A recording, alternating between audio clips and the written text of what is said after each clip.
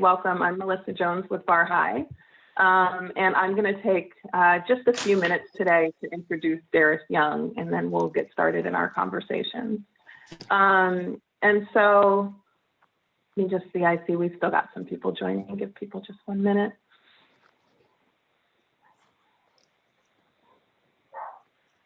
And so this morning I was scrolling through my LinkedIn, which I use like a Rolodex, to try to find somebody's email.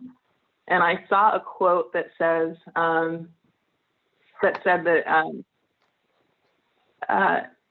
people say inspiration isn't forever. And then the quote says, the same thing is true of bathing. That's why we advise it every day, right? And I thought it was an interesting comment on how we maintain inspiration for work that is long, hard, and generational. And so much of what we'll be talking about today is exactly that. And we've got two speakers with us who are just incredible people and incredible leaders and thinkers in this space. Zoe Pope, who I see here, and Dr. Tiffany Manuel, who we'll see a little bit later. Who are just incredible people who will be doing some both inspiration and real deep dives into the past and what the set of solutions are. So welcome everybody. Thank you so much for being here for this topic. You know, I think we might have a little bit of background noise from someone. If you can mute your line if you're not talking, sometimes it creates an echo for reasons that are unknown. And so I'm here to introduce you today to Darius Young, who many of you have met if you've been part of our early childhood work or some of our other Black health work, to talk a little bit about where we're headed as an organization and the things that we've been working on.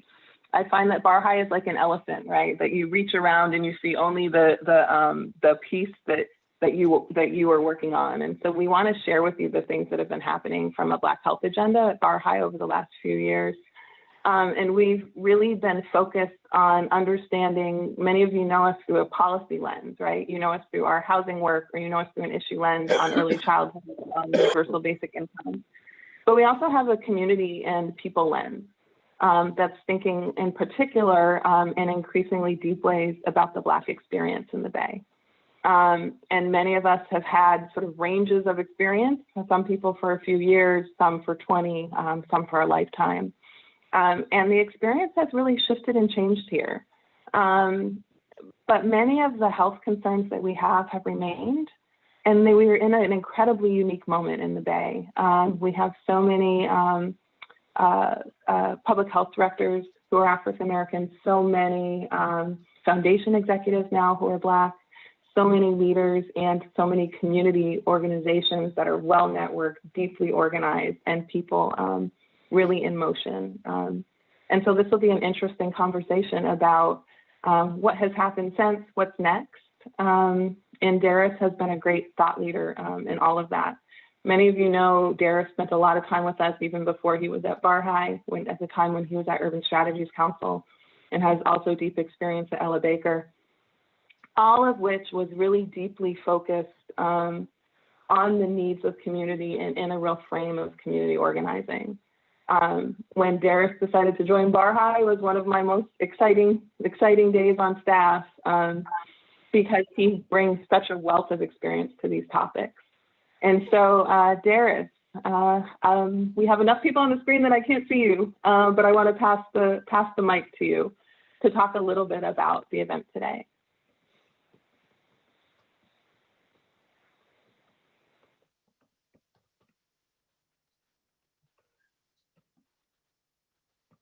You're muted, Darius.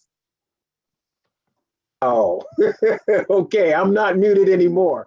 Okay, so getting the ball rolling today. So the first thing, what I want to do is kind of like frame what this is all about. So we know that Black History Month, but we're also focusing on housing. Anti-Black racism and housing in America. So we know that stable, affordable housing it's a precondition to health and economic well-being within itself. And yet Black communities in America have faced decades of compounding inequities in housing. And it's led to unequal experiences in displacement, especially within this COVID-19 moment, unsustainable housing costs, unhealthy living conditions, and homelessness, of which Barhai is really focused on today. Against all of that, our Black leaders and our allies have secured powerful victories in a growing movement for change. However, there's still much, much more change that needs to be made. And I think that we know that Barhai is up for the challenge. And while we've sometimes mostly continued to do trainings, we're now in the stage of where we want to move to some action. And so what we do know is this: if we understand where we are today in terms of our strategies, some of the things that we want to do and what we're working on, we are actively working right now to create a Black housing strategy. And what that Black housing strategy looks like is us going out and talking to, having conversations with individuals who have a vested interest in creating vibrant and healthy Black communities through a Black housing strategies. Individuals such as Black developers, CDFIs, African American financial institutions, and also other people like politicians that are vested, and any other person or individuals who are from diverse fields like education, of which housing has impacted the educational abilities of those within our communities. We're out to have these conversations and to really, really shape a strategy that will lead us into a better future with housing, and not just housing, built housing, but to build generational wealth, what great supportive housing looks like, because we know that unfortunately, so many of our people in general have been impacted by mass incarceration. They've been impacted by trauma that has led to what we're experiencing now, overblown homelessness with psychological measures. These all of these things have come together to help us look at the need to address. We are actively working with a racial equity action lab that is being run by people in their various counties that focus on helping them to develop through their own unique experiences strategies to eliminate homelessness. And we're uplifting their abilities to create these lived experience boards that have people with lived experiences that do more than voice opinions, but give them power to enact change. The other thing that we are doing here at Barhai that's seeking to address is how we tell the story, And so of homelessness and Black housing. And we're working with the Berkeley Media Studies Group to create a media guide that teaches our reporters to tell the stories so that they don't marginalize or further paint a picture of homelessness that does not tell the correct story, and also to tell the historical components of racial segregation and the substandard Black housing. Moving on, I want to point you to some of the slides. So we see this slide right here. It says, we are not makers of history, but we are made by history. And when I think about that, being made by history, so many of us in this room today and beyond have been made by history in some sort of way, whether it has been through oppression, or maybe it has been through the benefits of being not oppressed, but we've been made by it. And so today, we want to take a look at how we can shape history and become those those new makers of history that will take us into a better future, a better place, so that we know where we can grow as human beings. The next thing I want to point out is this. When we look at the next slide right here, because so many of us, oh, it's not up. I'm sorry. But Carter G. Woodson is the individual, the man that started what we effectively know as Black History Month. And a lot of people don't actually know about Carter G. Woodson within itself, but I want you to read this quote by him. He says, we should emphasize not Negro history, and notice he still used the word Negro, but the Negro in history, African Americans in history. What we need is not a history of selected races or nations, but the history of the world void of national bias, race, hate, and religious prejudice. Dr. Carter G. Woodson, he was a Republican, an author, an editor, and a historian. Dr. Carter G. Woodson believed that Blacks should know their past to participate intelligently in the affairs of our country. He strongly believed that Black history, which others have tried so diligently to erase, is a firm foundation of young Black Americans to build on and to become productive citizens of our society. Now, I take that quote a little further because I believe that we all should be aware of our history and the true history, especially the true history around housing and segregation and how it came about.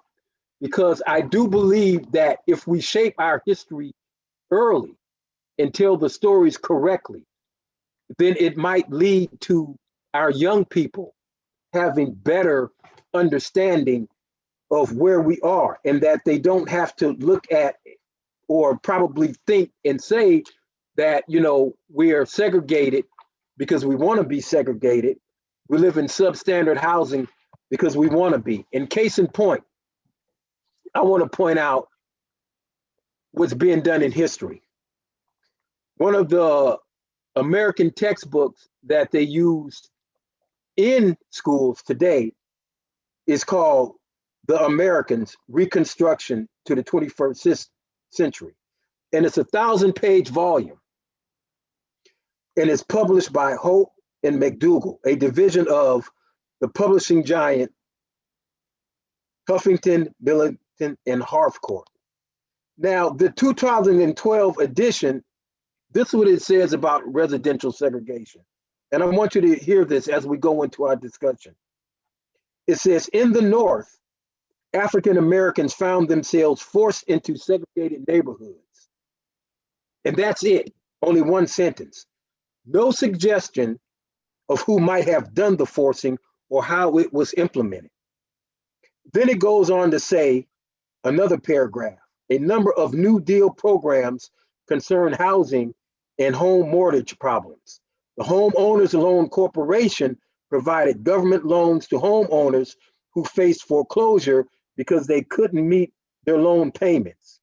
And so what we have is this false telling of history and no notion of the policies that were erected and got us to where we are today.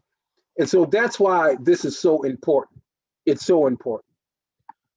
As I move on to what this means to me and how this does impact me. You know, I'm a child of the 60s and I shouldn't be telling my age. I'm quite older than what some people think I am, right? But I'm kind of like saddened today because it seems as though as a country, at one point we were moving forward and we've gone backwards. When I look at the number of people that are unhoused and unsheltered, that's disheartening to me. When I look out and I see a system over the last 40 years that spent more dollars and cents across the nation and the country to build prisons than they would schools and housing. It makes me wonder about our values and what we have. But yet I'm optimistic because when I sit in meetings like this and when I convene with individuals that come together who of all ethnic backgrounds and we're trying to figure out solutions, it still gives me hope. So for me, it's personal. And I hope that it becomes personal to all of us so that when we begin to look at our policies, look at the upcoming state legislative agenda, that we can get behind some of the policies that we are looking at trying to pass that will address homelessness and housing, like AB 328, which is the reentry and housing bill. And then there's the other bill that's called the Greenlining Bill, which ends the mortgage interest deduction for second homes and reassigned to the My Home Assistance Program for the first-time home buyers. These are pieces of legislation, as small as they might be, that could help to address some of the inequities that exist within our communities today. So with no further ado, I am going to start my introductions for our speakers today. And our first speaker will be Zoe Polk. She is the executive director of the East Bay Community Law Center, one of the Bay Area's largest legal service providers and educational clinics, with a team of 80 staff serving about 8,000 clients. Zoe leads EBLC's efforts to provide client-centered holistic legal advocacy, to dismantle structural racism and build resilient and healthy community.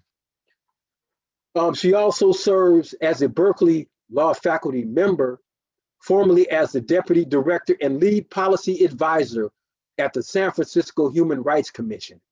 She helped the city of San Francisco pivot from race-neutral policies to racial equity. She also co-wrote the city's first fair chance ordinance and launched the city's cannabis equity program, Office of Racial Equity, and the Sexual Harassment and Assault Response Prevention Office. With no further ado, I would like to bring up our first speaker, Zoe Polak. And if you could use your reaction buttons to give her a round of applause, that would be so great. Hi, thank you so much, Darius, for that kind introduction. I'm really excited to be here. I would love to share my screen. I have some content I'd like to share if that's possible. You should have shared. Awesome. I think we're good.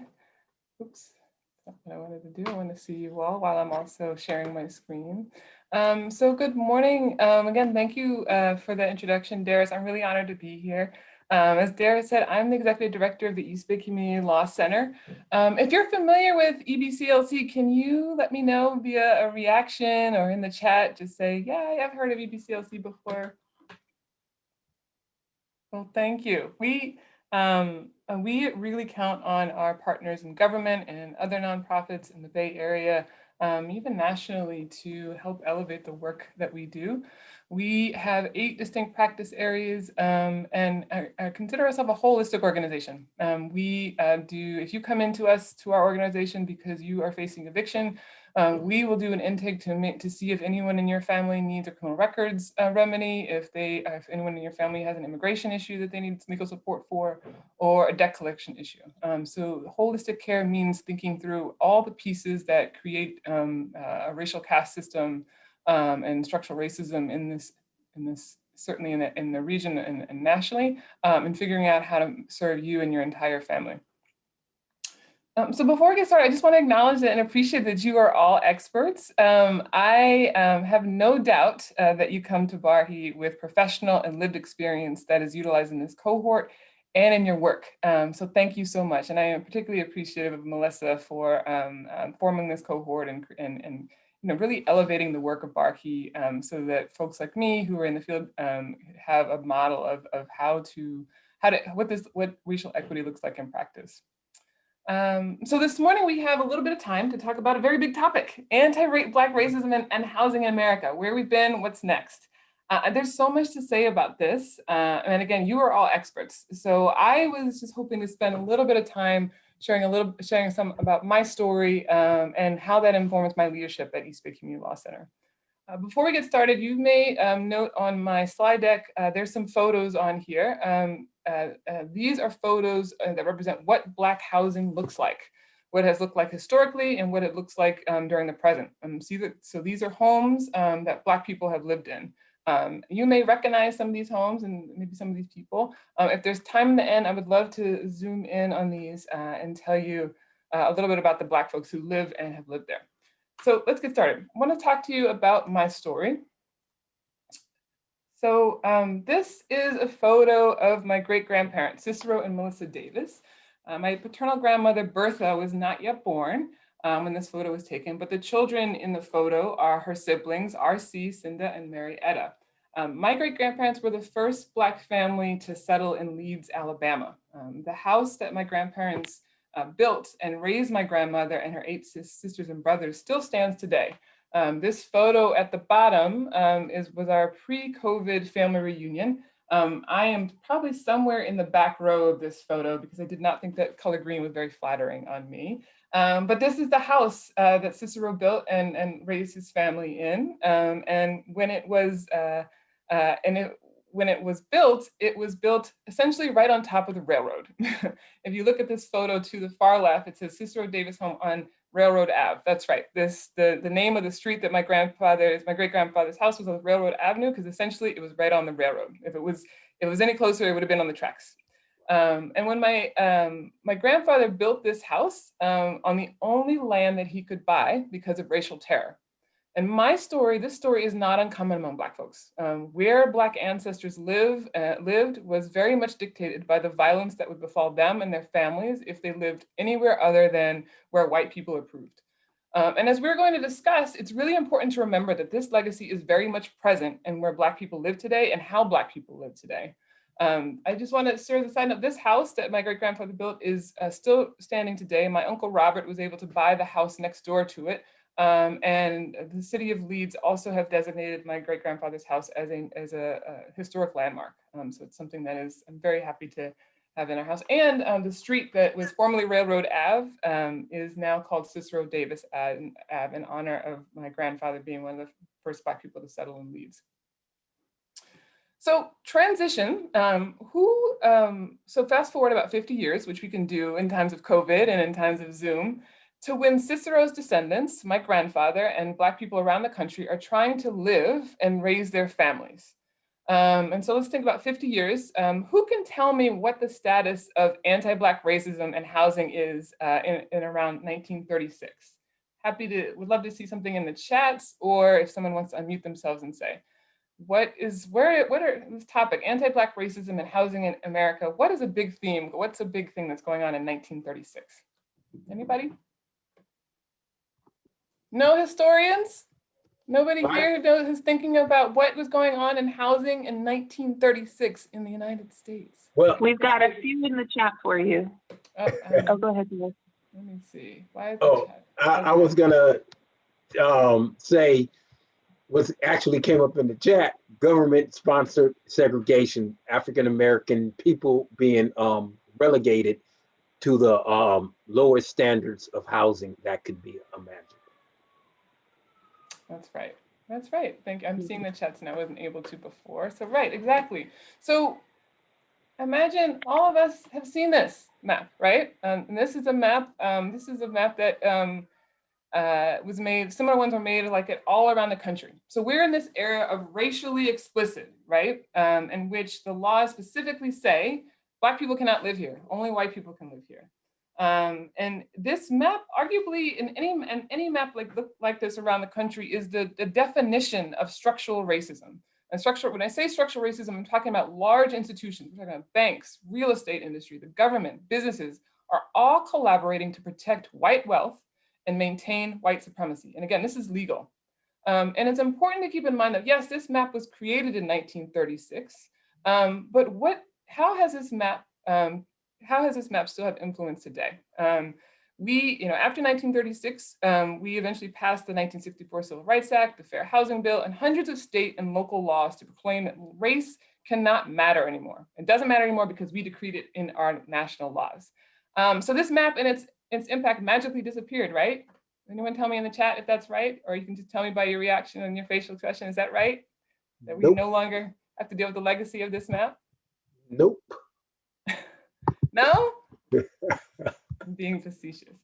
So one legacy that that we know about this map is this. Can anyone tell me what this is a map of? Especially for our Bay Area folks. I know there's folks in other parts of the country, but I think some Bay Area folks may have a familiarity with this. You can tell me in the chat, or you can tell me live. Like COVID cases? That is correct. This is a representation of COVID cases in the East Bay per 100,000. And so we'll notice if we go back, and for folks who are not familiar with this map, I imagine everyone is, but if for folks who are not, the red and the yellow are basically the areas where they're saying this is hazardous, this is low value land, you shouldn't live here. We are not going to, and we're also not going to invest any resources in this areas. And this is where Black folks are primarily relegated to live. And then fast forward, we're already in 2020, 2021, and we are seeing how this map still very much influences how resources, health outcomes, resources in this country today. And I imagine everyone here on this call knows that this is but one example of the continuing legacy of the redlining map. We can overlay maps of arrest rates, eviction rates, unemployment, and still see the reach of this almost 100-year-old policy, right? And again, this is what's for the Bay Area or for the East Bay. You can do this for any map. I submit to you that you can do this for any map, similar redlining map that was created for cities across the country. So what we're doing is watching structural racism morph and sustain itself in real time, right?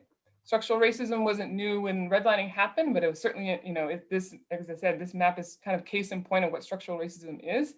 And we're seeing that they're seeing it still maintain itself over almost 100 years later. But in this iteration, we're using buzzwords like equity and saying equity is our priority. And yet African Americans and folks of color are still disproportionately suffering. Are still, COVID is the latest thing where we are seeing African American folks and folks of color disproportionately dying and getting cases of COVID. Any data-informed policy reveals that race neutrality is synonymous with white supremacy.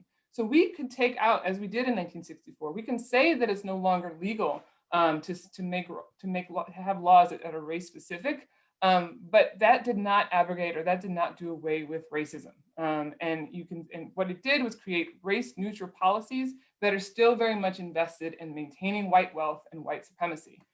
Take an example. If you do not pay your rent, you will be evicted. This is race neutral, right? We can all get behind and say, oh yeah, sure. This is not talking about anyone specific, any group specifically. But when you look at the data, and again, as you all are all public health experts know, and if you go to a pre-pandemic courtroom, which is where in my field as an attorney, what we did, you will see Black people all over the courtroom and overrepresented in all the data for evictions. Why is that? Can anyone tell me why? Why would that be? In a race neutral context, why would that be? Yep, through the law, so Tracy says, though the laws may have changed, the deeds to the home still have Jim Crow language. That's correct, that's one, certainly. Any other thoughts? Either in chat or in person? Generational wealth or lack of wealth. That's right. Wealth was systematically denied. The redlining, what structural racism was about actively taking away wealth from Black people and other communities of color. But certainly Black people were named specifically in a lot of the laws and policy at that time taking that wealth away and giving that to white people. That's specifically what it was.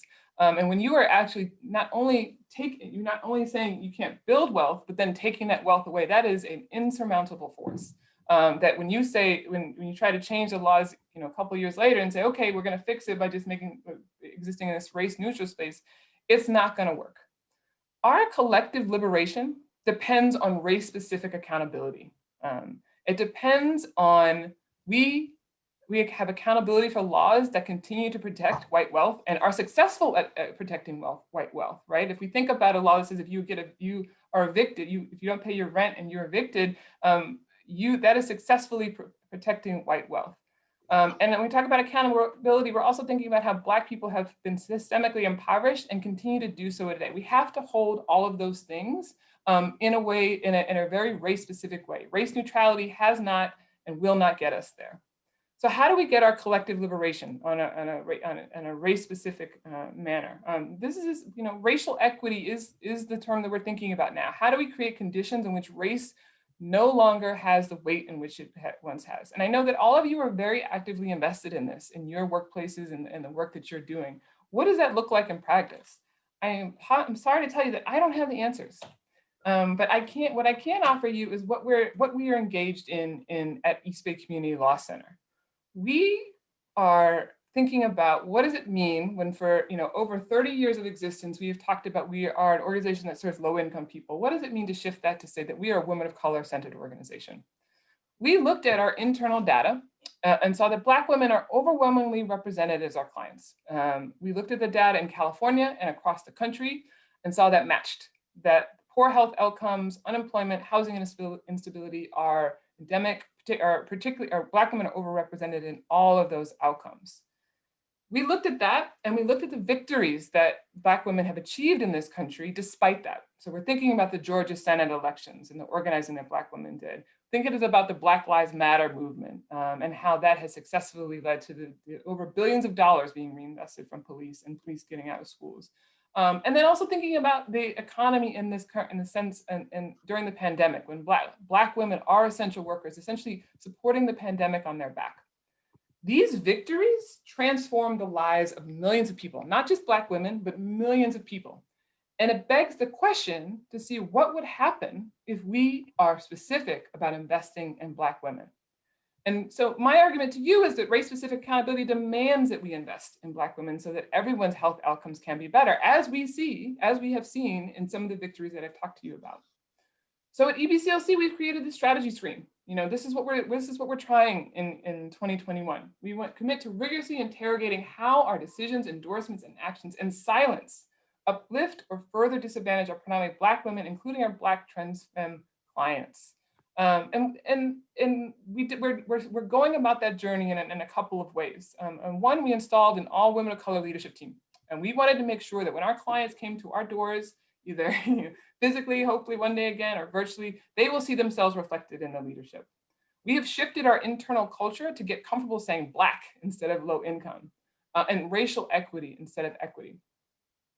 And then on the housing advocacy front, we're really thinking about all the main policies that we're engaged in. So the eviction moratorium, EBCLC was one of the chief architects of the eviction moratorium, which predated the federal eviction moratorium by 6 months. And we certainly think of our moratorium as a model for the federal eviction moratorium. And our position is that this moratorium has to remain in place until structural changes are made by the state and local government to address redlining. That is where our policy needs to start, not about how do we get people back to paying their rent. It is about how are you using this as an opportunity, an eviction moratorium as an opportunity to address the harm that has never been addressed. Another piece of our housing advocacy is rental assistance. Folks may know and are aware that there are billions of dollars, that the government is finding billions of dollars to make sure that predominantly white male property owners, the same folks who are benefiting from redlining and historically have been in control in this country, billions of dollars, the government is finding billions of dollars to ensure that they receive their rental money. This money is generally filtered through nonprofits. So they say, here at nonprofits, here's $1 million, make sure this money goes, that the tenant gives this money to the landlord. We're struggling with this in real time. We know that people need to pay their rent in order to stay housed. That is the system in which we're in. Yet this is not what liberation looks like. Us, making sure that landlords get their checks is not what liberation looks like by any stretch.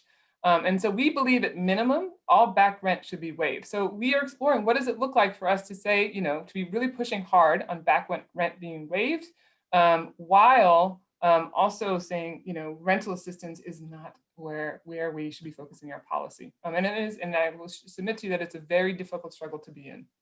And then the other piece is how we're doing that alongside TOPA, the Tenant Opportunity to Purchase Act. And so we're ensuring, so this is a law that we are pushing in Berkeley and Oakland, and happy to be working with city councils in both states, both cities, and also in legislators across the country about what does it look like to make sure that people are offered the right to buy their home before it is sold, and that local land trusts and city government provide people with the funding to support this process. We believe that there's a multi-pronged approach that is going to be necessary in order to invest in Black women. And we believe, given the victories that we see, that when we make that investment, we will bring along we will impact the lives of millions of people, as we've seen. So when we started this year, I told my staff, I'm really excited for 2021. We have spent the last year reacting to COVID, and now we're going on, quote unquote, going on the offensive. And I'm really looking forward to sharing the successes with all of you, especially folks who are in the Bay Area, but then also thinking about, what the legacy that I personally have, and thinking about how that matches up with what my ancestors expect of me and what my ancestors provided for me. This last photo, which I will share, is my great-grandmother, Melissa, who is where I get my middle name from, and she's seated in the middle, and these are her children. And you can't see the house, but this is on the property that my great-grandfather built. And my grandmother is seated to Melissa's left. So in the photo on the right, and that's Bertha, and that's my grandma, that's my father's mother. And these are the people that I think of when I think about people, Black women in particular, who helped uplift a whole family, and did so with the silent expectation that I would continue that moving forward. And that's what I hope to do. So thank you all so much for having me here. I'm happy to answer any questions. I know this was a very quick cover of a very big topic, but I'm happy to talk more and answer any questions folks may have.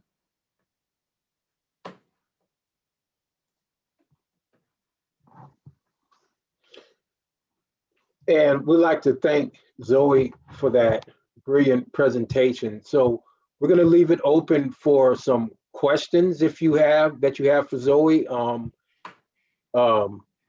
You're open. So what questions does this presentation raise for any of you? And what observations or beliefs does it reaffirm? And what personal beliefs or assumptions does it call into question? Let's start with that prompt. Question about the rent relief. I totally agree, but what are your alternatives? What is the action plan for that? Are you talking about rental assistance? Yes. Yeah, it is. Like I said, it's a very difficult challenge, right? What does it look like to, billions of dollars being funneled through the county, through nationally, for people to, provide, rent to landlords. We are not the only organization. And so one to answer your question, we're not the only organization that is providing rental assistance. There are tons of organizations that are providing rental assistance. We have to think about strategically, what does that allow us to do? And I will admit to you, in the Bay Area, that is a luxury. There are certainly places, even in Richmond, I would say, right across from Alameda County, where they don't have the number of organizations that are able to serve folks as we do in Alameda County. So that's one piece of it, is just thinking through, not necessarily thinking through where we can be strategic. What does it look like for our organization that is very much engaged in housing and eviction defense to not do rental assistance as a policy? But also holding that is, when people get an eviction, you have 3 days to pay that rent, or you are going to be pushed out. And so these are not light conversations, but it is one we need to have. And we are also in a luxury, particularly in Alameda County, that we were successful in get the eviction moratorium. So we have the space to really think about this now, before the eviction moratorium is lifted. And I'm really grateful for that. So is it kind of like reallocating funds, or redirecting or refocusing? where that money is spent and how it is put back into the community? Sure. So one thing that I would say is that we don't need, I don't think it's smart policy for government to find millions of billions of dollars and then tell nonprofits to give it to tenants to give to landlords. I think that we should just focus on a program for landlords. If that's what government is interested in doing, then let's give the money directly to them and let's hold them accountable for making sure they don't evict their tenants, correct? Then with that, if we can separate that policy from then what do people who are in the homes actually need? Those are two different things. So rental assistance should really, in my view, be called landlord assistance. And then let's think about with the people in the homes who have housing instability. What are the reasons why they have income stability or housing instability, and can we solve for that?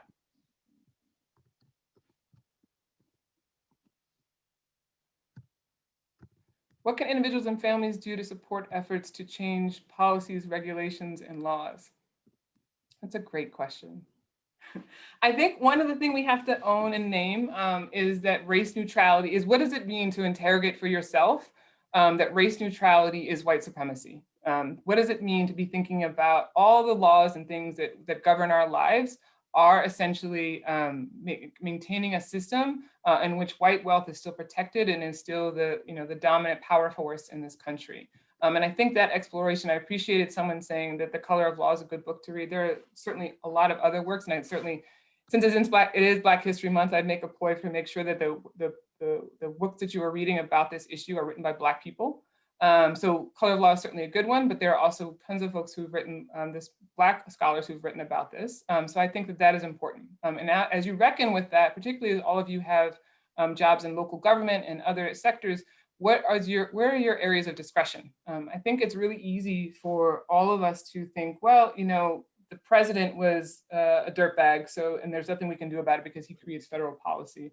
Or our mayor is tone deaf and there's nothing we can do about it because she's not thinking about it. But all of us have discretion, and whether that is in the form of what we do at our job, in the form of who our friendships were, what networks we're a part of, how we leverage that discretion is how we get to our liberation. Mm. Many times people of color lead organizations but push the same policies. Can we address Black housing issue without specific legislation? Okay, couple questions. Can we address Black housing issue without specific legislation to target African Americans? No, I do not think so. I think we've been trying to do that for over 50 years and we have not done it. So no, I think legislation has to be targeted. This is why Black folks are overrepresented as renters. This is why Black folks are underrepresented as homeowners. So therefore, this is the legislation that we're going to create. That's what I submit to you through this presentation and what we're trying to think through as an organization. I'm an attorney. I know about Proposition 209. I know about the laws that were created by white male property owners to make sure that race can't be used in the legal sector. And what I submit to you is that no longer serves us, and we're not going to get to our liberation unless we eliminate that policy. And that line of thinking. It's not up to me as a Black woman to say, oh, well, we can't create legislation that targets African Americans because the laws don't allow us to do that. That's not up to me. That's not an argument that I created, and therefore it's not an argument that should limit what I do in this work. Many times people of color lead organizations but push the same policies. Absolutely, yes. I think every one of us on this call has been in a space where we think incremental change is the way to go. It's too hard to push further than that. I have personal interests, I have professional interests, and I have been working on this I have all sorts of reasons why I need to settle for incremental change.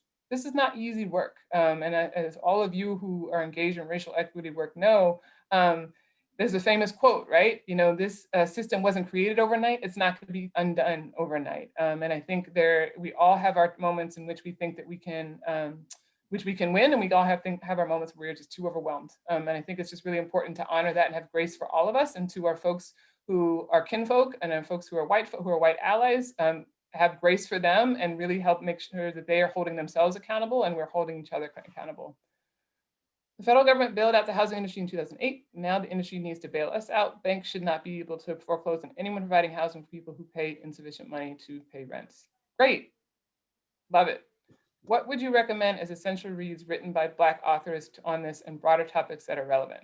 Okay, So this is my Twitter plug for folks who know me well. I think you all may be similar to me, where I love reading books. I usually read books, and in this remote environment where I'm trying to parent, get my work done at night, and and stay sane, I have books. Reading physical books has been harder for me, but my lifesaver has been Twitter. There are so many folks who are thought leaders. I'm thinking about Bree Newsom. I'm thinking about politicians, including Ilhan Omar and Alexandria Ocasio-Cortez. I'm thinking about Miss Major, who is a trans Black elder. There are so many people who are on Twitter and provide their content and their opinions on national issues and local issues in real time. So my recommendation to you is to go to Twitter. And I can certainly, if it's helpful, I can certainly share with Melissa and share with you all some of the people that I follow that challenge my analysis and force me to interrogate whether I'm pushing hard enough every day. And I can't underscore that enough. So certainly, I love books, and I think there are some great ones out there that I imagine many folks in this cohort know. But my personal plug to you is to get on Twitter and follow people that you already know that you like. I imagine that they are on Twitter, and then also follow the people that they follow. Any examples of multiracial movements addressing housing and racial equity? Multiracial, so any examples of multiracial movements addressing housing and racial equity? I love Moms for Housing. And I imagine folks in this, particularly in Oakland, know what I'm talking about when I'm talking about Moms for Housing. The Black women who went into a home that was not being occupied, who were because they were homeless and they wanted a space for them and their babies last year at this time. And one of the outgrowths of Moms for Housing is Carol Fief is now a city council member. And she, this was a movement that really talked about, certainly from a Black woman's narrative, about what the experience of being homeless in Oakland and trying to raise your family is, but it is one that is universally, I would say, universally understood in Oakland. And the coalition, there was a multiracial coalition of people who put her in office to do exactly what this question goes to, is like, how do we build movements to address what we all know, is that people of color are being disproportionately impacted by housing inequities. So I follow her. I was following her recently. I love, she had some really powerful and important things to say about the violence towards Asian seniors in Chinatown over the last couple of weeks. And I think that, putting leaders like her in office and also seeing how that we can, build from the movement that she did. She risked her life and her family's life when she was in that house. And for folks who remember that is not our too distant history. In which the police came to her door with, armed to the teeth to evict her and her family. So I think that's just really important to watch and to follow. And she is on Twitter. Caste is a good book, Isabel Wilkerson. I also recommend Warmth of Other Suns. Definitely, that would be one of my favorite books that I read pre-COVID. Okay, there's some questions. I also heard that, okay, great. A list of who would follow. Sure, I'm happy to send a Twitter list. And so if it, yes, I'm full-heartedly endorsing Twitter, and I'm glad to see I've converted some of you. So if there aren't any questions, I'd love to just tell you about some of the homes that I put in this presentation. This one is, does anyone know whose home this was? Yeah, Huey Newton's, I believe. Not quite.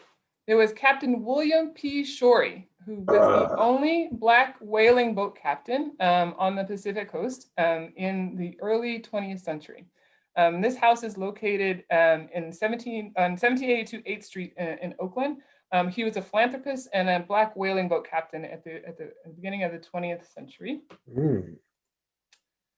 This house, all right, Darius, what about this one? Along that line of thinking. Don't know. This was Bobby Seale's birthplace and the location of where he and Huey Newton and others wrote the 10-point program of the Black Panther Party. This house was sold by the Seale family in 2012 and is now no longer owned by affiliated with the Panthers. But this is the house this is on 55th Street in Oakland, in which history was made. This house was owned by Sam McDonald, who bought the 430 acres in 1917. He was the first Black superintendent of athletic grounds and building at Stanford University. He later bequeathed his property to a children's home and is now owned by San Mateo County. It's a park called Sam McDonald Park. And you can visit this land, this house in San Mateo County. Kemba Shakur, is anyone familiar with Urban Relief? Kemba Shakur's parents were in the Black Panther Party. She bought a house on the same street as Bobby Seale's childhood home. And she founded Urban Relief with this notion that there are not enough trees in Oakland. And what would it look like for her to put more trees in her street and trees around Oakland, particularly in the areas in which the freeways came in and divided Black communities and increased air pollution there. So this is Kemba Shakur in front of her house, which is also the headquarters of Urban Relief. This one is the Women of the Black Panther Party mural, which just went up this month, and it is at 8th and Center Street. If you haven't been, I encourage you to check it out in person. It is beautiful. And it is a Black homeowner used the side of their house to honor the contributions of Black women that Black women made to the Black Panther Party. And then finally, I put a trick question in here for you. Does anyone know this house? I'll give you a hint. What would have been her 87th birthday was yesterday. Anyone know which person in Black history celebrated their 87th birthday? Google knew. Audre Lorde. That's correct, Audre Lorde. So this is a house that she owned in the 1970s to late 80s, and where she wrote some really important work there. So thank you all so much for having me. I will definitely follow up with Melissa and Darius and give you a list of the folks that I think are important to follow on Twitter. And I hope that you will also follow East Bay Community Law Center. We're also on Twitter, and we'll put out our content as we are, and we'll talk publicly about our journey on and being accountable to Black women and centering Black women. We'd just like to thank Zoe for that great presentation and the work that East Bay Community Law Center is doing and continues to do in so many areas. And I've been a great part of my career has been able to work with the East Bay Legal on so many issues, including criminal justice reform, and we've made a big difference. So we thank you, Zoe, for that presentation, and we hope that you will continue to engage us in this work for equity and equality that has to do with housing, and that one day, we can and we will change the narrative of where we are today. So with that, I want to introduce you to our next speaker, and her name is Tiffany Manuel, but she prefers to be called Dr. T. I had the pleasure of hearing Dr. T speak at a convening back in October, and she spoke on housing. And at that time, we were formulating what we would be doing on housing. And I told myself, and immediately I text Melissa and I said, we have to talk to Dr. T because her knowledge and wealth and the way that she really lays forth the case, just like Zoe has, that we need to do things differently. We need to create legislation. We need to look at this issue broader than what we have been looking at it in the last 20 or so years. So Dr. T, as she prefers to be called, she's a best-selling author and the president and CEO of The Case Made, an organization dedicated to helping leaders powerfully and internationally make the case for systems change. In her role at The Case Made, Dr. T works with hundreds of passionate social change makers, innovators, and adaptive leaders around and inclusiveness by aligning their community stakeholders around the kind of deep systems change that can improve population outcomes. These leaders are able to grow their impact, scale their programs, and harness the investments they need to improve their communities. So with no further ado, I introduce you all to Dr. T. Take it away. Hey, folks. Hey, Happy hey, Friday, as they say. Thank you, Darius, for the you're introduction. welcome. And thank you. I happened to be able to catch a little bit of the last presentation and love that. So I would say thank you to Barhai for putting this kind of program together to have a real frank and honest conversation about what's happening in our communities across the country and how we get to a better place. I think, it's easy to get demoralized and saddened when you sort of watch the news about all the craziness kind of happening and just the inability. It just feels like a lot of folks. To just sort of connect to like what's happening on the ground. I just think about right now just the notion that we just had a national conversation in which there was a fight in the Congress around COVID-19, and the fight wasn't about how do we get more ventilators or how do we serve communities better. It was a fight about like $600, and if you give $600 to people, they might get dependent. Are you kidding me? Like a surplus of $600? Y'all are fighting about whether $600 surplus money is too much to give people because they might get dependent. I'm like, have you been to the grocery store? Have you, like literally between, what it takes to gas or bus fare to get to the grocery store. And then that's like literally that's one trip to the grocery store for most families. And y'all are fighting about whether that makes folks dependent. That is so divorced from any of the reality of what most of us are feeling right now in this moment, that it just is astounding. And so, what I do in my organizations, some of you I've had the pleasure to work with in some respects and hear speak before and talk to you about your work, but we have just got to push as hard as we can in this moment to get up and over that stuff. And here's the interesting part. I don't know if it's a sad part about it, interesting part, how we may think about it, but and I'll get political for a moment. I hope, I recognize that there's probably some political diversity in this conversation, but while we had, the largest turnout of an election, right, just happened in November, there was almost 80 million people that voted for the current presidential administration and the whole series of things up under that. There were also like almost the equivalent of that, right, on the other side, almost 70 plus million people who came out with a vote for somebody who was, consistently like undermining the health and well-being of most of the communities across this country where people have to get up and go to work every day. And I will say that, in the work that we do, it's one about making sure that we've got strength in the numbers of folks who we feel like understand some portion of that. But there are a whole lot of folks that also, we don't have to get all the other folks over to a different kind of point of view, but we got to get some of them. You got to get some of those folks to be able to connect to what's happening in the communities and on the ground in a way that is thoughtful.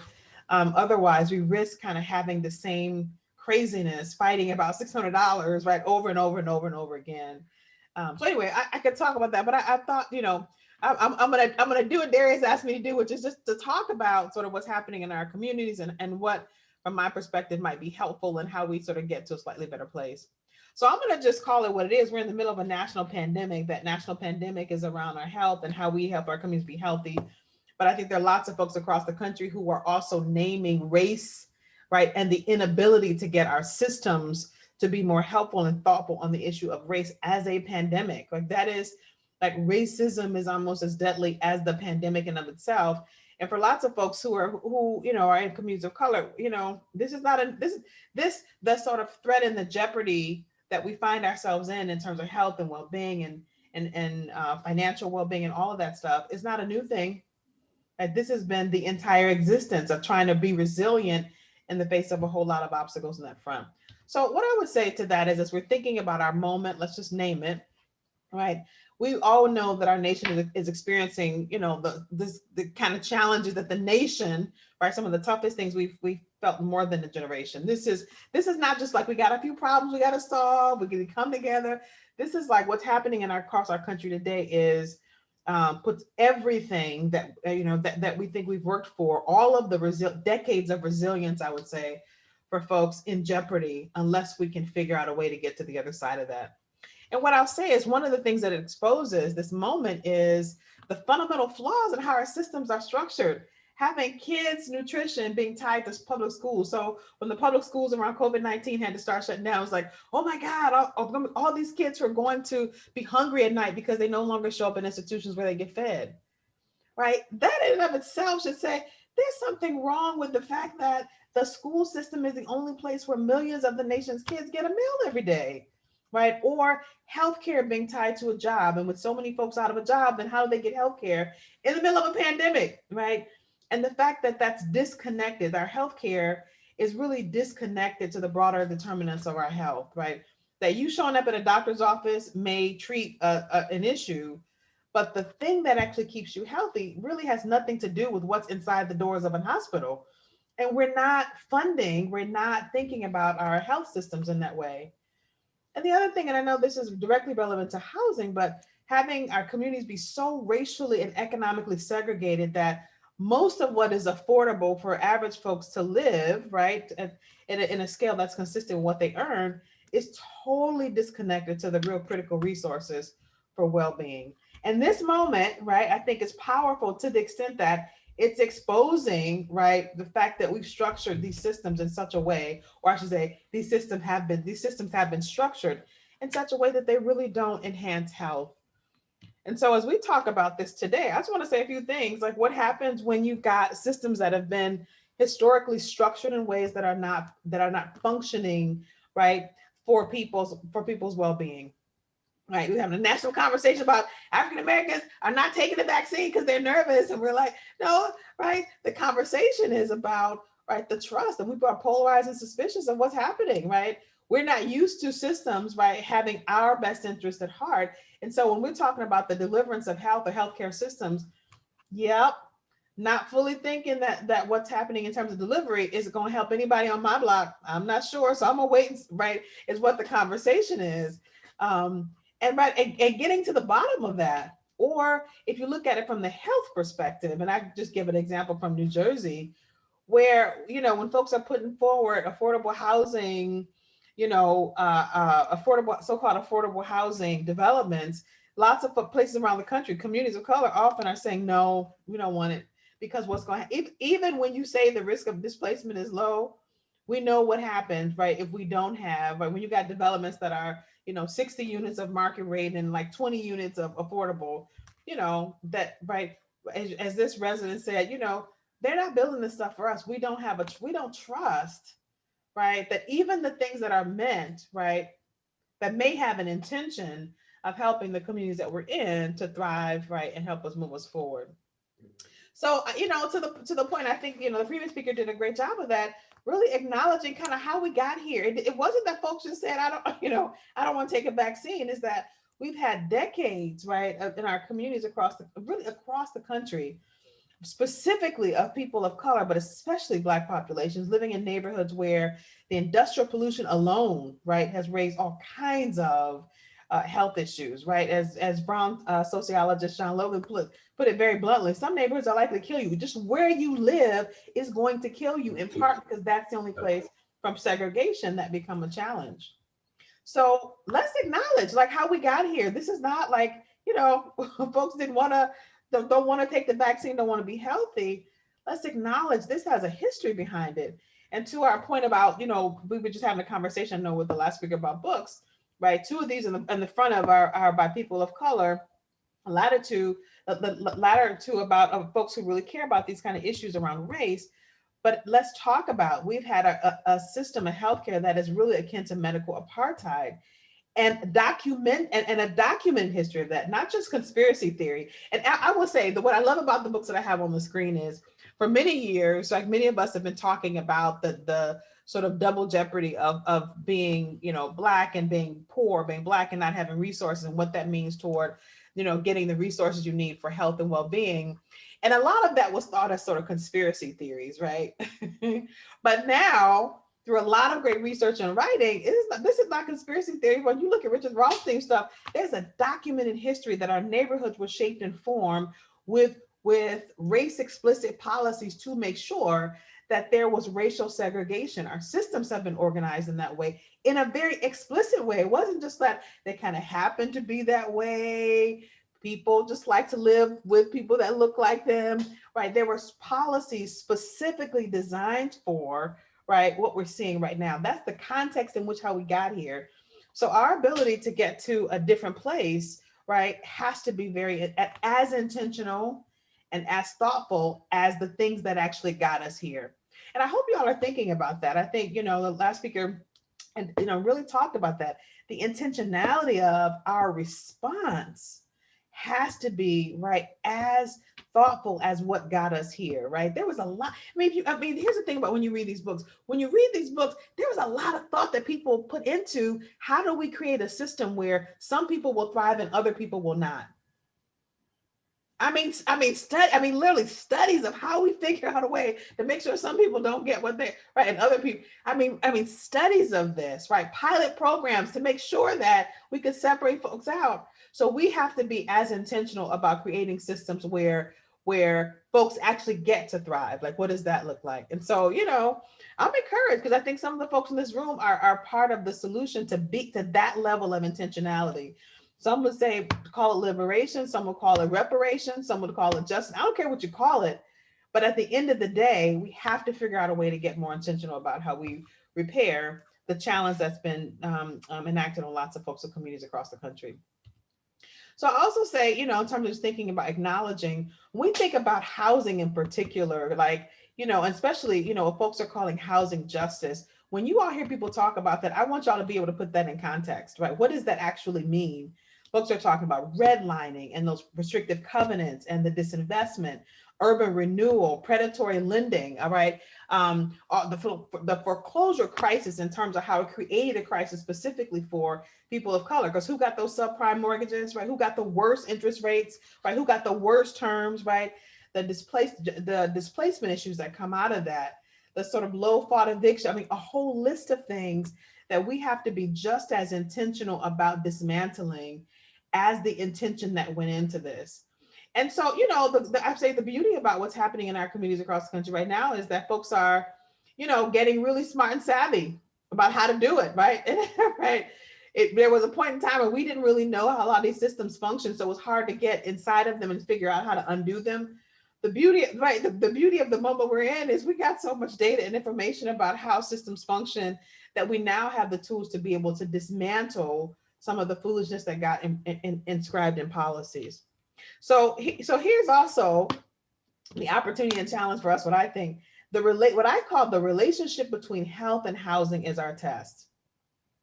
Housing, especially, and its relationship, I think, to health is going to test whether or not we're really serious about Black Lives Matter. You got a lot of folks waving Black Lives Matter.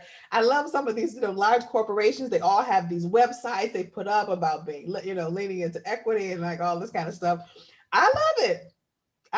Have at it. But then let me see what happens on the other side of that. Like when I go to the list of who's on your board and you got nobody come, I'm going, I don't know about that, right? When I go to what you're actually doing as an organization and you got nothing like that supports, BIPOC communities at all, I don't know. So think of it as this is our opportunity, right, to really test whether or not there is real support, that this is not about saying racism is a challenge. We know that. But if you say that you care about this issue, then let's talk about how that's showing up in our housing market. Let's talk about how it's showing up in the way that our communities are segregated, not just by race, but also by income. Let's talk about and solve for that. So the final thing I want to say, just in terms of my discussion with you all today before we sort of open up for conversation, is all of that is happening right across our country about the challenges and right it's certain kinds of issues, but how we respond, how you and I respond is really what matters. And I want to say there are a couple ways in which I'm hoping that you're responding, right? One is it's the moment for disruption. Yes. And focusing on justice. Yes. I think that the beautiful, right, visual presentation of what justice looks like. Some folks need help imagining and even reimagining what justice looks like.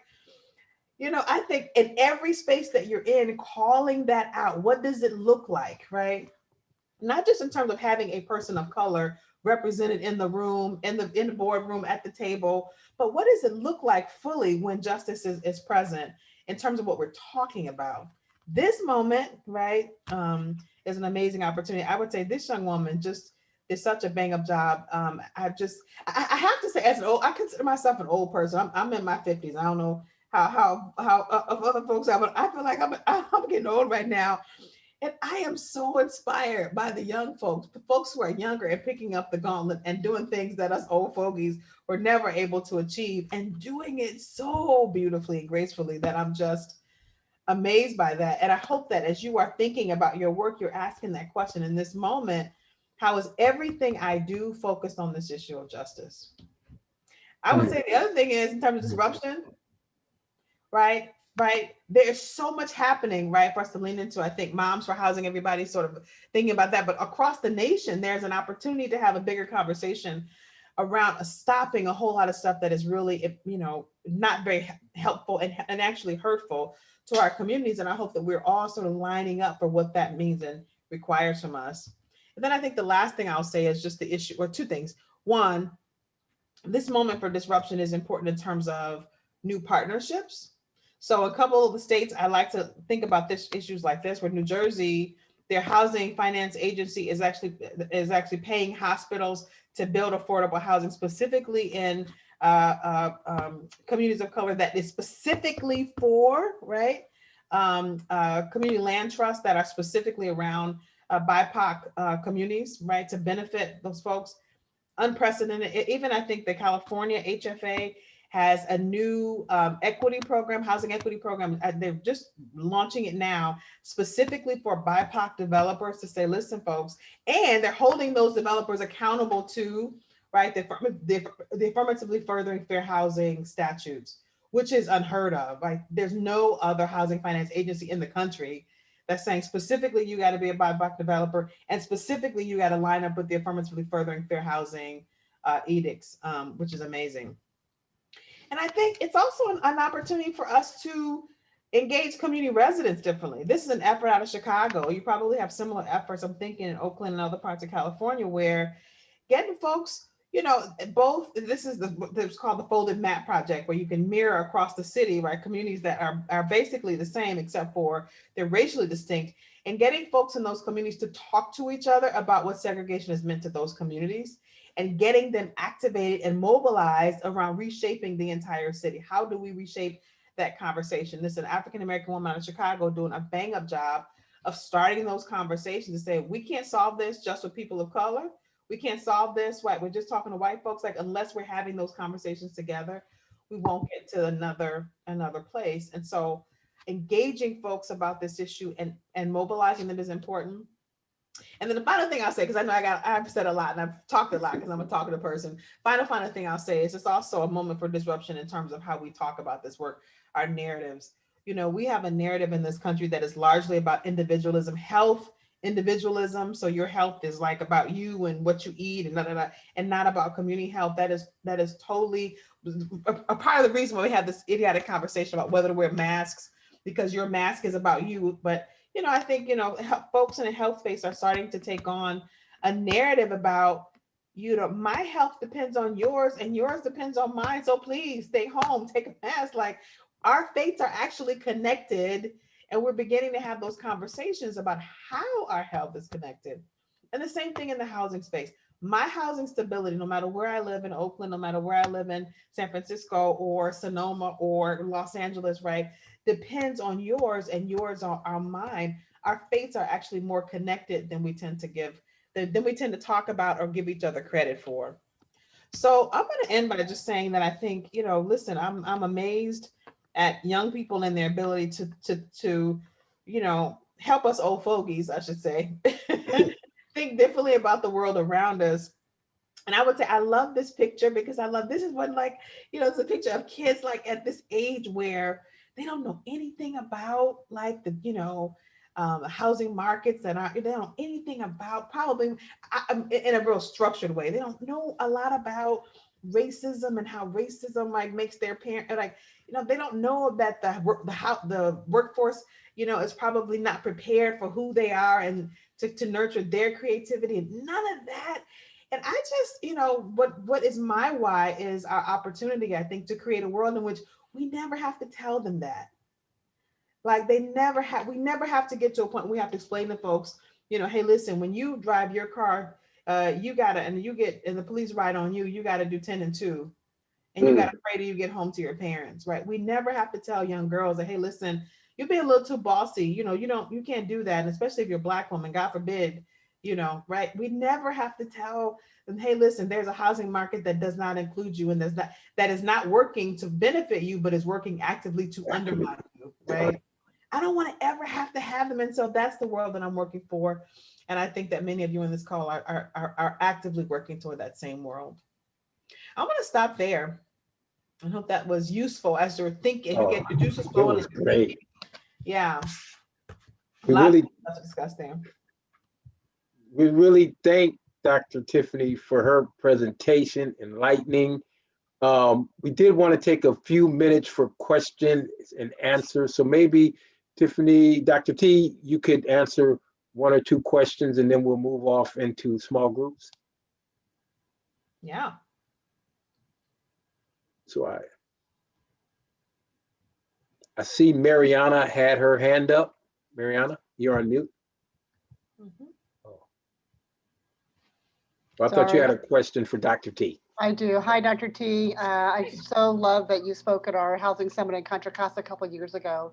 And I guess, what have you seen shift between sort of that reality and this reality? I mean, I know you've talked a lot about a lot of that, but is there sort of one thing you want to lift up to us, in the Bay Area that you haven't said yet in terms of what we need to be thinking about or doing at the practical level?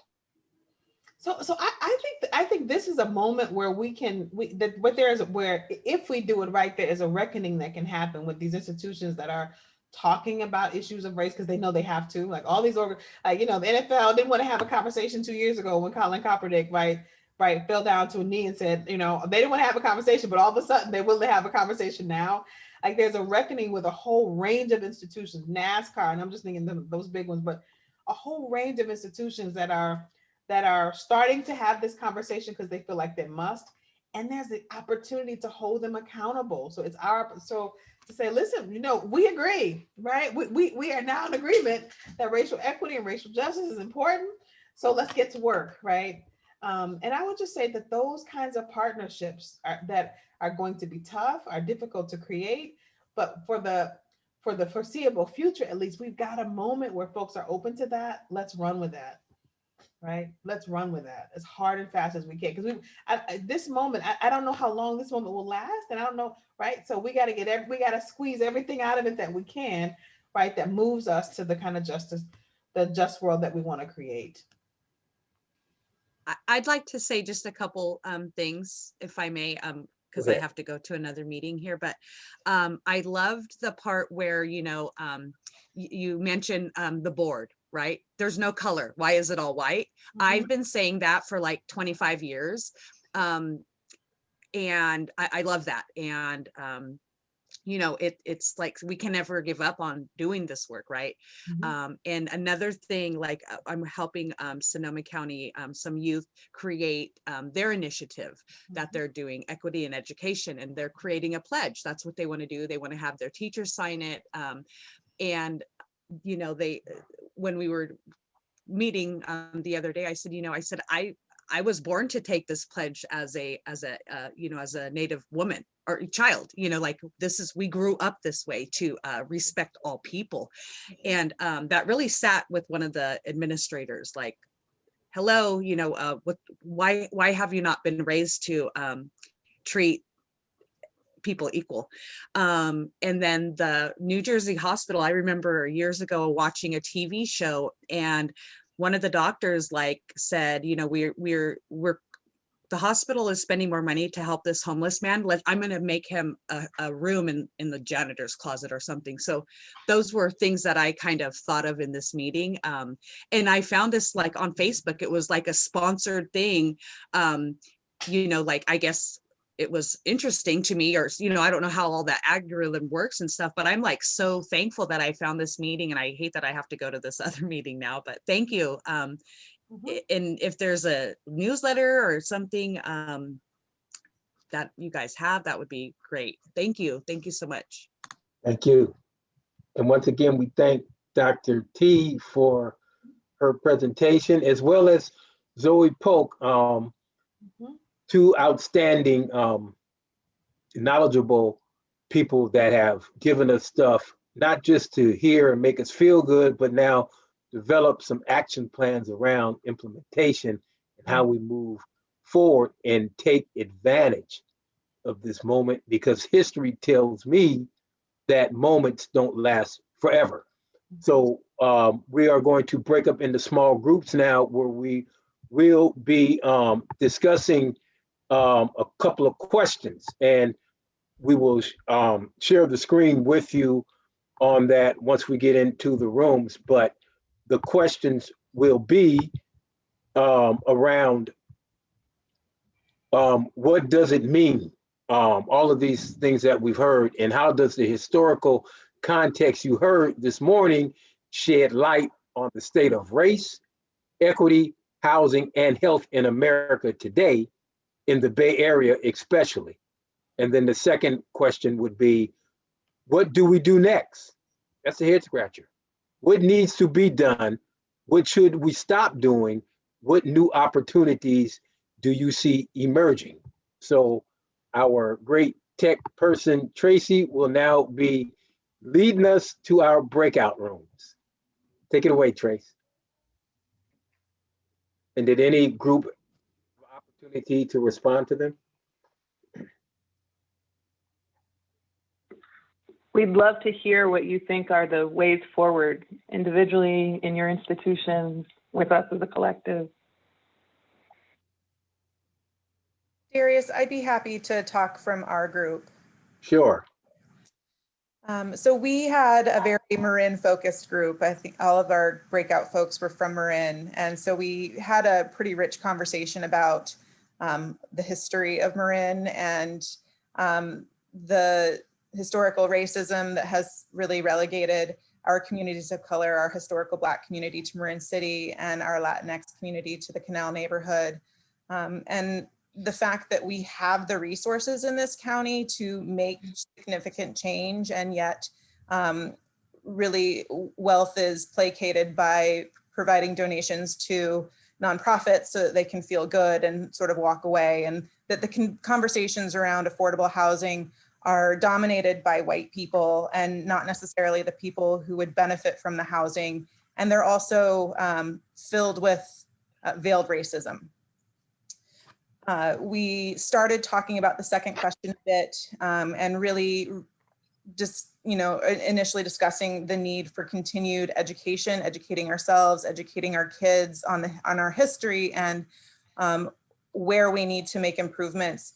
The work that I do, I work with the County of Marin in housing and federal grants. We have been focusing pretty heavily on affirmatively furthering fair housing practices in the work that we do, and really pushing ourselves in our division and trying to branch that out throughout our department and other parts of the county, but really also pushing the nonprofits that we work with to engage in affirmative marketing, and to not just reach out to the people who would normally access their services, but to go beyond that and to reach out to the communities who don't necessarily know that the services are available, wouldn't traditionally seek those services. And these tend to be our communities of color. And it's harder to do this work. And I think people feel they're not in their comfort zone when they're doing this. And there is so much need. They can easily justify not doing this work and this outreach, but it's critically important to serve and lift up our communities of color to do that. Great. Anybody else would like to share? I can share for my group. We had pretty good discussion. I think we got to both questions with the exception of Carlos in the end. Sorry, you got cut off. So I'll call on you in a second to finish your thought here. But in terms of what do we do next and the opportunities, we heard from Diana and Jean on the call that it's really about being specific in our policy change and being specific in our call to actions. So making sure that when we say, yeah, we want to center Black voices in our work, that we're being specific about how to do that and how to operationalize that. And then I think it was Diana who mentioned that there's opportunities for new partnerships when we're doing the work that we're doing, to make sure that we are being steered in the right direction in terms of just being actively anti-racist. And then Carlos, you mentioned something about the role of the youth, and I wanna, if you feel comfortable sharing with the whole group, I'd love for you to finish your thought. Oh yeah, just that the youth are the future, and that as we learn all these things, to be sharing that wisdom with them. Otherwise, they're gonna learn about it through TikTok or Instagram anyways. So we also have things to learn from them. Yeah, that's it. I'll leave it there. Oh, great. Great.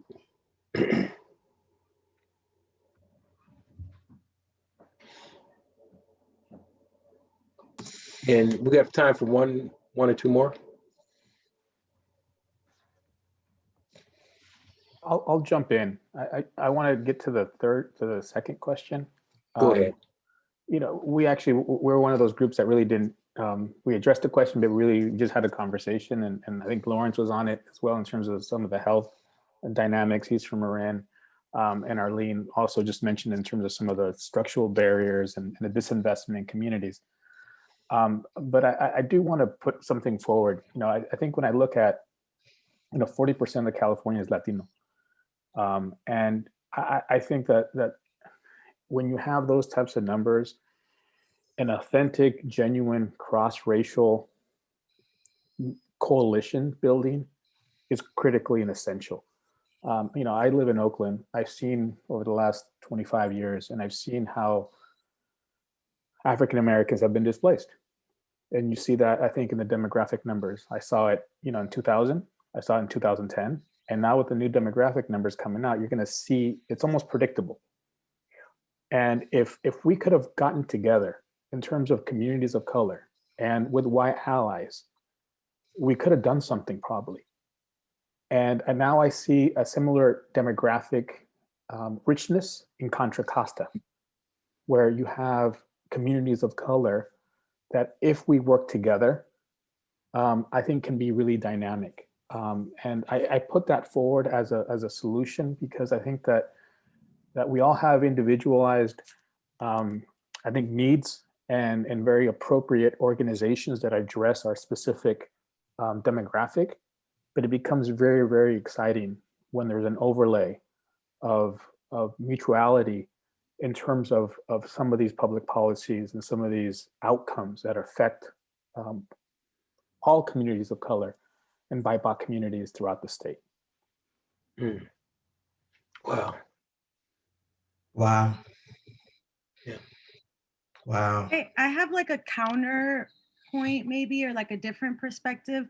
In Marin County, I think we need like more Black and brown unity, and we can't always work with white people because in Marin County, white people dominate everything. And so I think that there is this importance where we need like liberation and political education, and we need to create power within ourselves. And we cannot always let white people steer us, or even if you're allies, it's just getting in the way. And so I've grown up in Marin County, like I shared in my group. And so, yes, I think that like coalitions are powerful. I definitely think we need solidarity and unity, but we also need to have self-determination. We need to be able to be by ourselves and decide what we want. All of the conversations about housing in Marin exclude the people that are most impacted. I mean, I've gone to them for years. And so there's this really kind of like monopoly on who's even doing the advocating for these laws and these things, So I feel very personally frustrated and kind of like this rage that flows through me